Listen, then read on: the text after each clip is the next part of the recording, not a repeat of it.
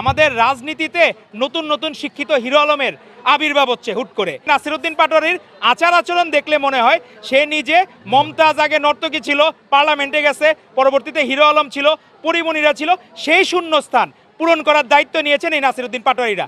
আসলে যারা হলো আজকে নীতি কথা বলে এরা হলো 47-এ পাকিস্তান চায় নাই, 71-এ বাংলাদেশ চায় নাই। তো এদের কাছ থেকে যখন নীতি কথা শুনতে হয় তখন জাতির জন্য লজ্জার এবং বিব্রতকর।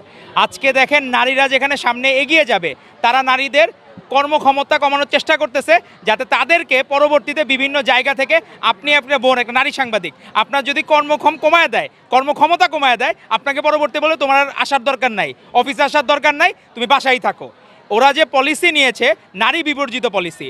অপরদিকে দেখেন আমাদের ভারপ্রাপ্ত চেয়ারম্যান জনাব তারেক রহমান প্রত্যেকটি নারীর নিরাপদ কর্মস্থল নিশ্চিত করার জন্য ডে কেয়ার সেন্টারের প্রস্তাব দিয়েছেন এবং প্রত্যেকটা জায়গায় বিশ্ববিদ্যালয় থেকে শুরু করে অফিসে ডে কেয়ার সেন্টার বাধ্যতামূলকভাবে উনি চাচ্ছেন। এবং উনি কেন চাচ্ছেন? যাতে নারীরা সামনে এগিয়ে আসতে পারে। নারীরা কোনোদিন কি সিইও হওয়ার স্বপ্ন দেখবে না?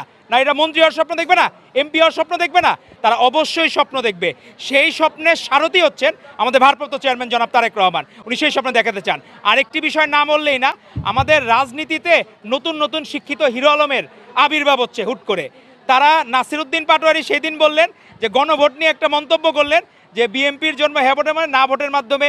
আমার মনে হয় কি হিরো আলমের সাথে একটা সখ্যতাপূর্ণ আচরণ তার সাথে আছে এবং মনে হয় যে অশিক্ষিত হিরো আলম আর শিক্ষিত হিরো আলমও মনে করতেছে আমি একটা মনে হয় শিক্ষিত বন্ধু পাইলাম।